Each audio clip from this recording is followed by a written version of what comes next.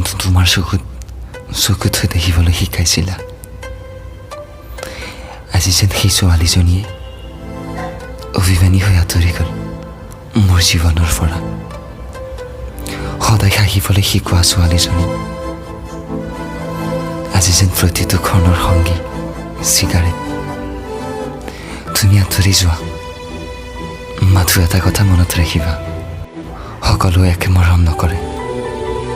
এতিয়াও সাজি থোৱা আছে হৃদয়ৰ দফনত তোমাৰ মৰম লগা ছবি। কেতিয়াবা ভাৱ হয় যেন তুমি মোৰ চাহ হৈ সদায় ৰৈ আছা।